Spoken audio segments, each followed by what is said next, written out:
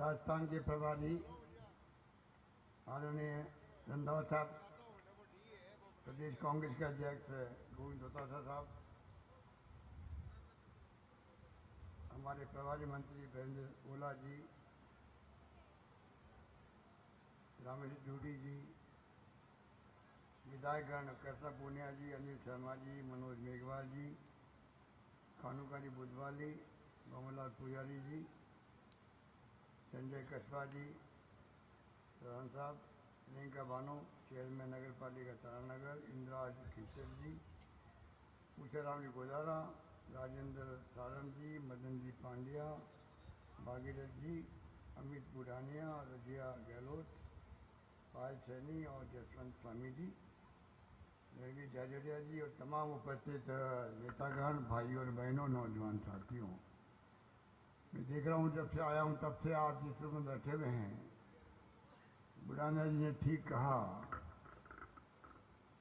अगर कोई विधायक आप जो मीटिंग रखी है बुढ़ानिया जी ने और तमाम गांवों से आपको यहाँ बुलाया, हर गांव का प्रतिनिधि यहाँ बैठा हुआ है, मैं समझता हूँ कि ऐसी मीटिंग करने का एक अलग मैसेज होता है।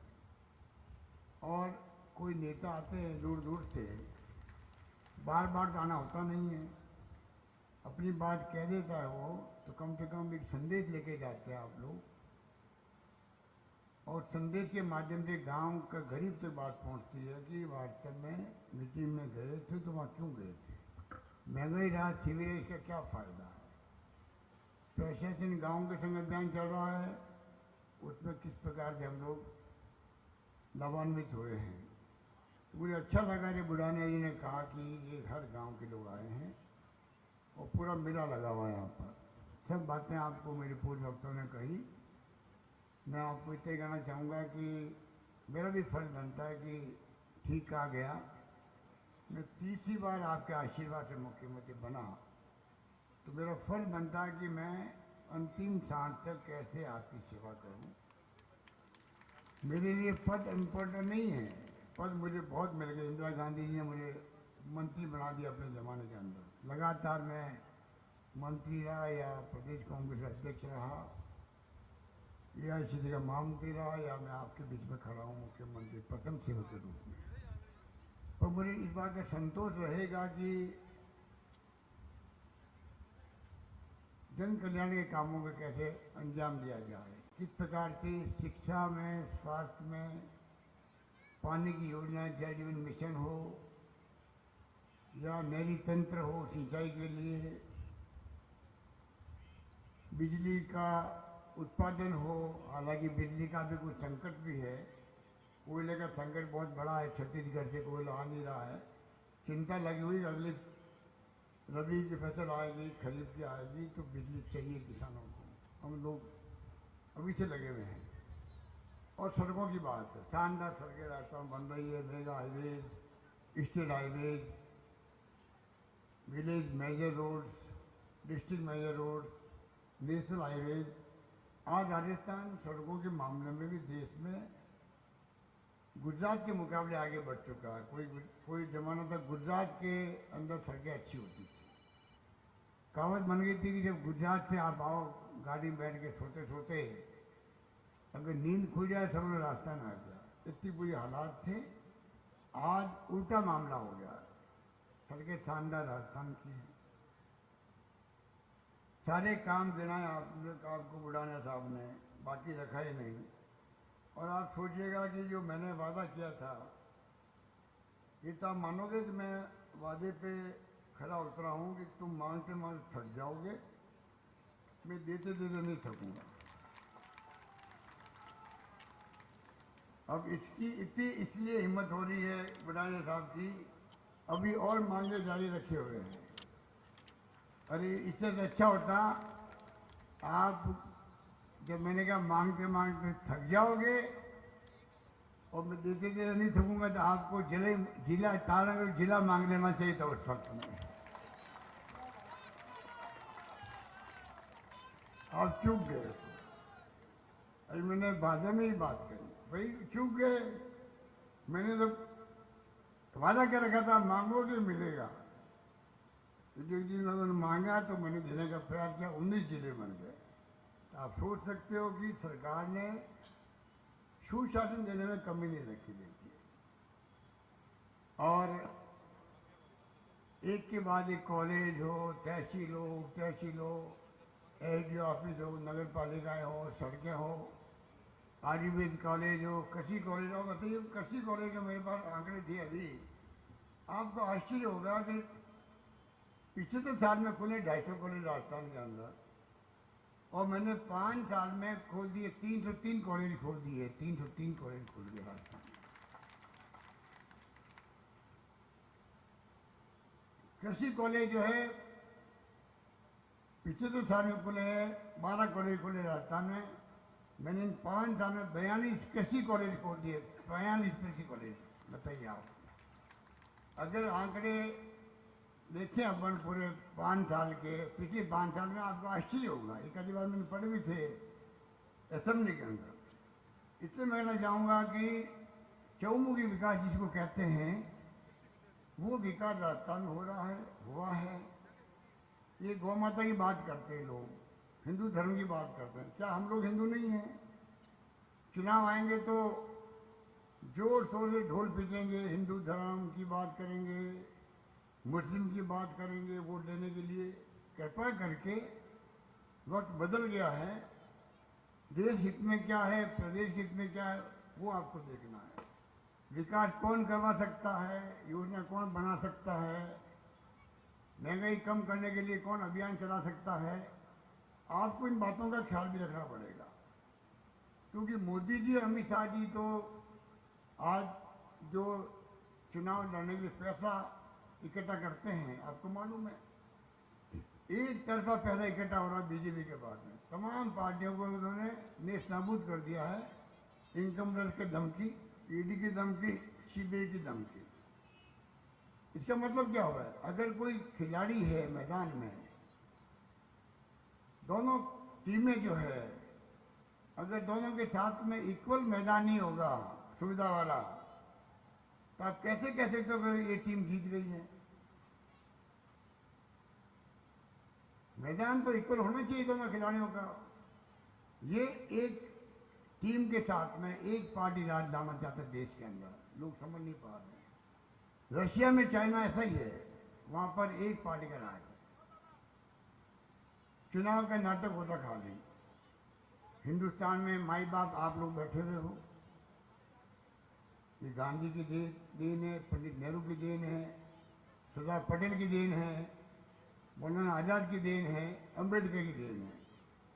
मान सम्मान होता है गरीब से गरीब आदमी का। हम लोग कितने बड़े बन जाओ, प्राइम मिनिस्टर बन जाओ, मुख्यमंत्री बनो, मंत्री बनो, विधायक बनो, या आप भले ही सरपंच बनो, बुजुर्गों के पांव के हाथ लगाने पड़ते हैं, आशीर्वाद मांगना पड़ता है, झुक के प्रणाम करना पड़ता है। ये मान सम्मान मिलता है गरीब आदमी को। ये उसको खत्म करना चाहते हैं, ये आपको समझना पड़ेगा। इसलिए मैं कहना चाहूँगा, हमने तो हर चीज़ का ध्यान रखा है राजस्थान के अंदर। 10 योजना तो आपके सामने है। इतने लोग खुश थे, मुझे भी बुजुर्ग लोग मिले, उनके चेहरे पे खुशियाँ थी। जो जिस प्रकार 25 लाख का बीमा किसे कहते हैं बताइए आप? 25 लाख का बीमा आज मुझे मिला एक रावत सर के अंदर, उसका पूरी खोपड़ी खुल गई थी, पड़ गया पत्थर ऊपर। मैंने खुद ने बाल हटा के देखी, उसकी आधा खोपड़ी खुली हुई थी, और जो उसमें इलाज करवा 8.5 लाख रुपये खर्चा था। 1 रुपया उसका नहीं लगा, कल्पना के लिए 1 रुपया उसका खर्च नहीं लगा। उसके पास में एक आदमी खड़ा था, वो के 2.5 लाख का मेरा इलाज हुआ गंगानगर के अंदर, कोई मेरा खर्चा नहीं होगा। बादल में भी एक आदमी मिला, वो ये बात कह रहा था। तो कहने का मतलब है 25 लाख का बीमा, भगवान का दुर्घटना नहीं हो, दुर्घटना का बीमा 7 के अंदर है, उसमें 5 लाख का बीमा है प्रति व्यक्ति। 2 तक एक परिवार के 10 लाख तक का बीमा हमने कर दिया। 500 गैस सिलेंडर दे रहे हैं हम लोग, इतना महंगाई है, महंगाई की राहत मिले लोगों को। तो जो इसकी बताई कि बिजली 100 यूनिट है या 2000 यूनिट है किसानों के लिए, शहरी रोजगार योजना हो, एक से बढ़ के योजनाएं आपके सामने रखी गई है, और उसका बहुत बड़ा इम्पैक्ट है। बहुत बड़ा इम्पैक्ट है। राशन का सामान, दालें हैं, तेल है, मिर्च मसाले हैं, सबको पैकेट दिए जाएंगे। 80 लाख लोगों को दिए जाएंगे जो आपके ये जुड़े हुए थे योजना के अंदर, गैस सिलेंडर वाली योजना के अंदर की।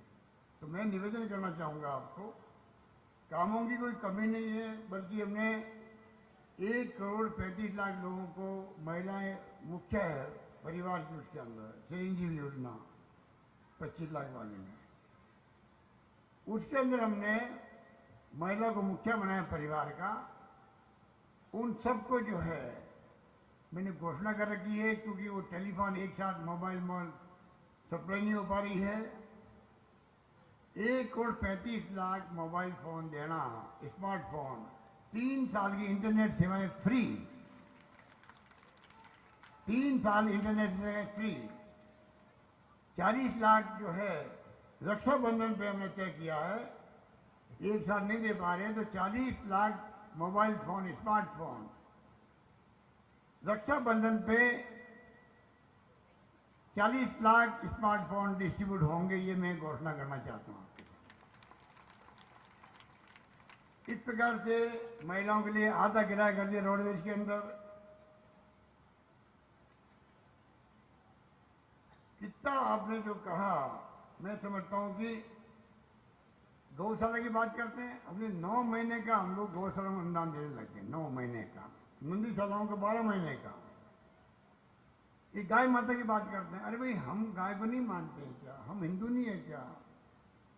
इस प्रकार के लिए राहुल गांधी ने यात्रा की थी भारत जोड़ो की, तो 4 मुद्दे उठाए उन्होंने। एक महंगाई का, और देख रहे महंगाई की शिविर लग रहे। बजट का आधा मैंने बनाया, राहुल गांधी जी की भारत जोड़ो यात्रा में 4 मुद्दे थे। महंगाई का था नंबर 1, बेरोजगारी का था, नौजवानों के लिए नौकरी मिलनी चाहिए, प्राइवेट मिले या सरकारी मिले उनको। हम लोग नौकरी दे रहे राजस्थान में, 1.25 लाख नौकरी लग चुकी है, उसके आसपास की नौकरियों प्रोसेस चल रहा है, इंटरव्यू हो रहे हैं। 1 लाख की मैंने और घोषणा कर रखी है। प्राइवेट सेक्टर में हम लोग कोशिश कर रहे हैं नौकरी मिले। इस प्रकार से मेरा मानना है कि हमने कोई कमी नहीं रखी है, कोई कमी नहीं रखी है। महंगाई की बात थी उनके अभियान में, बेरोजगारी की बात थी, सब हिंदुस्तानी लोग भाई भाई की तरह रहे, हिंसा नहीं हो देश के अंदर, वो बात थी।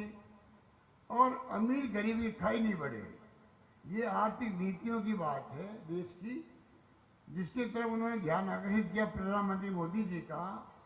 देश में अमीर और ज्यादा अमीर होता जा रहा है, गरीब गरीब रह रहा है, ऊपर नहीं बढ़ पा रहा, धीरे धीरे ऊपर बढ़ पा रहा है। नीति बदलो आप, जिससे कि गरीब अमीर की खाई कम हो। अब बता दीजिए इसमें क्या गलत है? इस प्रकार से आप सोच सकते हो कि हम लोगों ने हर चीज का ध्यान रखा। कृषि बीमा, मैंने अभी बुढ़ाने साहब कह रहे थे 1,000 करोड़ रुपए मिल गया आपको 4 साल के अंदर, खाली तारनगर के अंदर मिल गया। और मुझे याद है कि एक बार तारनगर का विवाद पैदा हो गया था इंश्योरेंस का, कृषि बीमा का, तब भी मैंने खुद ने पंचायत भी करके आपको दोनों बीमा की रकम दिलाई थी, याद करो आप लोग, तारनगर के अंदर। इतना ध्यान हम लोग रखते हैं किसानों का भी और सब लोगों का भी। अब बीजेपी वाले जो भाषा काम लेने लग गए हैं, वो बहुत ही अनफॉर्चुनेट है, बहुत दुर्भाग्यपूर्ण है। कर्नाटक में लगता है कि बीजेपी पूरी तरह हार रही चुनाव। ये भी हो सकता है कि प्रधानमंत्री जी आज से 10 दिन तक वहीं रहेंगे, जैसे कोई काम है ही नहीं दिल्ली के अंदर। अरे प्राइम मिनिस्टर की बड़ी पोस्ट होती है, देश विदेश के मामले होते हैं, पूरे देश की समस्याएं होती राज्यों की। हर चुनाव में मोदी जी और अमित शाह जी, जैसे कोई चुनाव जीतने का धर्म बन गया है, काम करने को धर्म नहीं लगता है, वहां बार बार आते हैं। लगता है कर्नाटका में जो जनता ने फैसला किया है, इनकी सरकार की उल्टी गिनती शुरू हो रही लगता है मुझे। बुखलाए बोल रहे हैं, आप बुखलाए बोल रहे हैं। कोई तो मुझे राजस्थान के नेता बता रहे हैं मैं रावण हूं, और बता दीजिए मैं रावण हूं या आपका प्रथम सेवक हूं, ये फैसला आपको करना है। जिस प्रकार से वो शेखावत मंत्री बोले हैं, जिसने 2-2.5 लाख लोगों को लूट लिया है, उनके दोस्तों ने, उनकी टीम ने, कंपनी मना करके ब्याज का लालच दे करके 2-2.5 लाख लोग किसे कहते हैं। मेरे पास 3 बार ग्रुप आए थे, आंखों में आंसू आए थे, ऐसी स्थिति उनकी बन गई। बूढ़े बूढ़े लोग आए थे, 25 लाख, 5 लाख, 50 लाख डूब गए उनके, और जेल में बैठे उनके लोग सब। उनकी चिंता उनको नहीं है, केंद्रीय मंत्री को। उनको पैसे वापस कैसे दिलाए। अगर तुम केंद्रीय मंत्री, बहुत बड़ा पद होता है, उस पद पर तुम बैठे हुए हो, ऐसे आदमी को, जिसको आप बता दीजिए वो खुद मुलजिम बन गया है एसओजी के अंदर, जांच के अंदर, मेरे खिलाफ केस कर दिया वहां दिल्ली के अंदर, डिफेमेशन केस कर दिया। मैंने स्वागत किया उसका, अच्छा किया। मैंने कहा तुमने मेरे खिलाफ केस किया, उसी बहाने सरकार का ध्यान जाएगा और जुडिशरी का ध्यान जाएगा उन गरीबों की तरफ जिनके पैसे डूब गए हैं। इसको तुम केस को बनाए रखो, मुझे खुशी होगी। आज का है कि मुझे अशोक गहलोत को, जो रावण रूपी है, पता नहीं क्या बोले हैं, उनको हमें खत्म करना है। मैं उनका भी स्वागत करता हूं। भाई हम तो रावण हैं, आप कम से कम मर्यादा पुरुषोत्तम राम की तरह बिहेवियर तो करो, गरीब जनता के पैसे दिला दो, हम मान जाएंगे भाई राम के फॉलोअर आप हैं, हम तो रावण की तरह ही हैं। आप बता दीजिए, ये बौखलाहट नहीं है क्या बीजेपी की? सोनिया गांधी के बारे में वहां कर्नाटक में कहा, ये तो चाइना की और पाकिस्तान के एजेंट है। अब मुझे बताइए, जो सोनिया गांधी प्रधानमंत्री नहीं बनी, डॉक्टर मनमोहन सिंह को प्रधानमंत्री बनाया। सोनिया गांधी के परिवार का कोई व्यक्ति 32 साल से इस देश में कोई पद पे नहीं है, 32 साल से। राजीव गांधी अंतिम प्रधानमंत्री थे, उनकी हत्या हो गई, 32 साल से कोई पद नहीं, बिना पद वो कांग्रेस की सेवा कर रहे हैं। राहुल गांधी के पिता की हत्या हो गई। राहुल गांधी की दादी इंदिरा गांधी थी, महान नेता, जिसे पाकिस्तान के 2 टुकड़े कर दिए, गरीब बेटा के नारे दिए उन्होंने, खालिस्तान नहीं बनने दिया उन्होंने देश के अंदर, देश को एक रखा, अखंड रखा, अंजाम भुगता, उनका सीना छलनी कर दिया गया। तो वो अंतिम सांस लिए तो सोनिया गांधी के बाहों में ली है। आप बताइए, सबसे पहले सोनिया गांधी उनके पास पहुंची पीएम हाउस के अंदर। उस सोनिया गांधी के बारे में आप कहते हैं ये पाकिस्तान के एजेंट थे, चाइना के एजेंट थे। इस घटेस्ते की राजनीति शुरू हो गई देश के अंदर। आप किस दिशा में लेना चाहते हो देश को, ये आपको हमको सोचने की बात है। काम तो होते रहेंगे, काम तो बुढ़ान साहब ने बता दिए, कोई कमी रखी नहीं है। और अभी एक बुजुर्ग आदमी ने मुझे कहा था, यहाँ पर बनियाला गए थे वो, उन्होंने कहा बनियाला और बाड़गा के उच्च माध्यमिक विद्यालयों में 2-2 कक्षों का निर्माण कराया जा रहा है। मैंने बाबा को कहा आप चिंता क्यों करते हो, क्या आप जाओ स्टेज पर ये घोषणा जरूर करना। तो बाबा की बात रखते हुए मैं घोषणा करता हूँ 2-2 कक्ष बन जाएंगे आपके यहाँ पर। नंबर 2, ढाणी माना के उच्च प्राथमिक विद्यालय को उच्च माध्यमिक विद्यालय 8वीं को लगा के 12वीं तक करो। ढाणी माना के लिए मैं घोषणा करता हूँ, वहां भी आपको सीनियर सेकेंडरी स्कूल खुल जाएगी। पता नहीं कितने लोग बैठे ढाणी माना के बैठे हैं, पूरा गांव है। और बुढ़ाने जी आपने एक और मांग करी है, रेया टुंडा में पीएचडी खोलो, उसकी मैं घोषणा करता हूं, आगे वो पीएचडी भी खोल दी जाएगी। बाकी जो सिटी क्षेत्र में मैंने आपको 20,000 हेक्टेयर दे दिया आपको, वो काम तो पूरा होने दो, वो पूरा होएगा, सरकार वापस बनेगी तो आपको दिक्कत नहीं आएगी। 6,000 जो बच गया वो काम भी पूरा होगा, कभी कोई चिंता मत करो। मैं इसको पूरी तरह इसका मैं डिपार्टमेंट कह करके पूरी तरह एग्जामिन करवाऊंगा किस प्रकार ये काम हो सकता है, क्योंकि पानी कम आ रहा है। अभी आपके नॉर्थ भादरा में पानी, वहाँ भी कमी है पानी की, वही मांग कर रहे हैं। आगे से पानी आ नहीं रहा है, सब बातें देखनी पड़ती है, पर फिर भी ध्यान रखेंगे। ताल नगर का जो पहले बुढ़ाने जी ने कहा है, मुझे खुशी है नरेंद्र बुढ़ानिया जब मैं पहली बार प्रदेश अध्यक्ष बना था राजस्थान में कांग्रेस का, मेरी उम्र भी 34 साल थी उस वक्त में, और राजीव गांधी ने मुझे सबसे कम उम्र के आदमी को प्रदेश कांग्रेस में बना दिया। पहला फैसला मेरा, उपचुनाव आ गया, मोर सिंह जी की डेथ हो गई थी, चूरू के अंदर मेंबर पार्लियामेंट की, लोकसभा की, पहला बाई इलेक्शन आया। मेरे पीसीसी अध्यक्ष बनने के बाद में पहला फैसला मैंने किया राजनीति वो किया, नरेंद्र बुढ़ानिया को चुनाव में टिकट दिया, पार्लियामेंट का, लोकसभा का। राजीव गांधी प्रधानमंत्री थे, उन्होंने मेरी बात को रखा।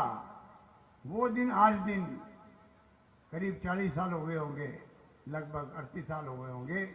आज ये कितनी बार मेंबर पार्लियामेंट बनाया आपने, राज्यसभा में भेजा, सोनिया जी ने इनको, अहमद पटेल दुनिया में नहीं रहे, वो भी इनके विशेष ध्यान रखते थे इनका, इन्होंने खूब काम किया, गुजरात के अंदर भी काम किया। जहां इनको भेजा गया, जिस पद पे भेजा गया, पार्टी की सेवा करने में कोई कमी नहीं रखी। आज नरेंद्र बुढ़ानिया बहुत सीनियर नेता बन गया राजस्थान में, और आप लोगों के कामों की कमी रखी नहीं है। मैं उम्मीद करता हूं कि आने वाले चुनाव में, पिछली बार तो रतनगढ़ और चूरू 2 सीटें चली गई हमारी, कैसा पुणे की बैठी हुई यहाँ पर, पंडित जी चले गए, भवनलाल जी आपने कामयाब किया, अनिल जी को, बुढ़ानिया जी,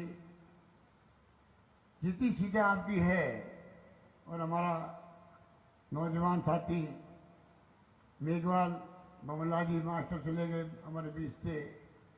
मैं उम्मीद करता हूं कि आप जो है, अगर सरकार बनानी है आपको, वो तो आपके ऊपर देखो, हम तो खाली अपील कर सकते हैं।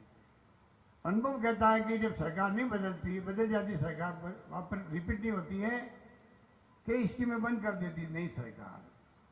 हम उनकी स्कीमों को बंद नहीं करते। रिफाइनरी बंद कर दी, 55 बाड़मेर की, बताइए आप, 5 साल बंद रखी, उसकी लागत 40,000 करोड़ की थी पहले, जब हमने उसका शिलान्यास करवाया सोनिया गांधी जी से, विरुपा मोदी जी से। आज इसकी कीमत 70,000 करोड़ की हो गई है। अब सोचिएगा 30,000 करोड़ रुपये एक्स्ट्रा लगेगा पब्लिक का। ऐसे कई उदाहरण मेरे पास में हैं, सरकार बदलने के बाद में कितना नुकसान होगा पब्लिक को। मैं चाहूंगा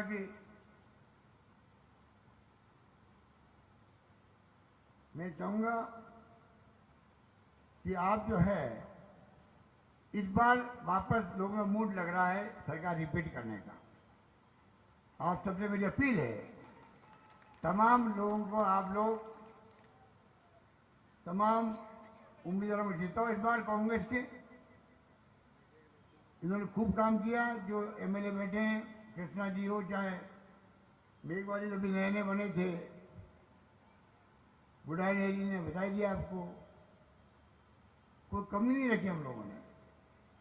मैं चाहूंगा कि आप इस बार भी सरकार वहां पर रिपीट करेंगे, तो आप जो स्कीम हमने बनाई है, अगली बार ये स्कीम और मजबूत होगी, नंबर 1। और नंबर 2, सुशासन के लिए मैंने कहा सन 2030 तक राजस्थान देश में नंबर 1 राज्य कैसे बने, उस पर कौन मुख्यमंत्री होगा, कौन क्या होगा, अलग बात है। तो एक सपना देखना चाहिए राजस्थान वासियों को। हम सब मिलकर के कैसे एक टारगेट लेके चले, शिक्षा में, स्वास्थ्य सेवाओं में, पानी में, बिजली में, सिंचाई में, सड़कों में, और सोशल सिक्योरिटी के अंदर। ये जो आपके महिलाओं को, पुरुषों को देख रहे हो आप, 500 पेंशन मिल रही थी, 750 मिल रही थी, मैंने घोषणा कर दी है तमाम लोगों को कम से कम 1,000 रुपये पेंशन मिलेगी। अब 1,000 रुपये पेंशन मिलेगी। इतने लोग खुश हैं मिलने, अभी मैं मिला कई लोगों से, बहुत खुश हैं। मैं चाहूंगा राजस्थान भी नंबर 1 बने देश के अंदर। ये सपना राजस्थान वासियों को होना चाहिए, मेरे कहने नहीं बनने वाला है, तब बनेगा। पूरे राजस्थान के नौजवान, वहां के छात्र, वहां के आम लोग सब तय कर लेंगे कि हम अपना कर्तव्य निर्वहन करें, अपनी ड्यूटी निभाएं, हम सब मिलकर के एक दूसरे की मदद करें। जैसे कोरोना में करी थी, मैंने कहा कोई भूखा नहीं सोना चाहिए, कोई भूखा नहीं सोया उस वक्त में। सब आप लोगों ने मदद करी एक दूसरे की। 35 लाख लोगों को मैंने ढूंढा जो गरीब थे, ठेले वाले थे। लॉकडाउन बंद हो गए, ठेले कहाँ काम करे, ठेले बिके क्या, दुकानें बंद हो गई। सबको मैंने 5 बार भेजे थे, 1,000 रुपये भेजा, एक बार 1500 रुपये भेजा, 5,500 भेजे मैंने प्रत्येक ऐसे व्यक्ति को जो डेस्टिट्यूट था वो। कहने का मतलब कि पूरा कोरोना में शानदार हमने प्रबंधन किया, ऑक्सीजन से मरने नहीं दिया किसी को भी। ये तमाम आपके सहयोग से संभव हुआ। प्रदेशवासी थे, धर्मगुरु थे, एनजीओ वाले थे, एक्टिविस्ट थे, राजनीतिक पार्टी कार्यकर्ता थे, कोई कमी नहीं आने दिया आपको। मैं चाहूंगा कि राजस्थान नंबर 1 बन सकता है यहाँ पर। अब शिक्षा का केंद्र राजस्थान बन गया है। बच्चे बाहर के राज्यों से यहाँ आने लग गए हैं। रोजगार यहाँ मिल रहा है लोगों को, अच्छा इलाज यहाँ हो रहा है, 25 लाख का बीमा यहाँ हो रहा है, संभावना, अच्छी सड़कें बन रही है। जब सब कुछ हो रहा है, घर घर नल पहुंच रहा है, बिजली का उत्पादन सोलर, सूर्य भगवान की कृपा राजस्थान में ज्यादा है। देश के अंदर सबसे अधिक सूर्य किरणें कहीं है देश में, वो राजस्थान के अंदर है। सोलर प्लांट लग रहे राजस्थान के अंदर। भडला में बाप के अंदर जो प्लांट लगा है, सोलर पार्क बना, वो पूरे एशिया का नंबर 1 पार्क है। आप सोच सकते हो, सारी संभावनाएं छिपी हुई राजस्थान के विकास में। राजस्थान नंबर 1 बनेगा तब तो प्रदेशवासी संकल्प लेके आगे बढ़ेंगे। तो यही बात कहता हुआ मैं अपनी बात समाप्त करता हूँ। धन्यवाद। जय हिंद। धन्यवाद।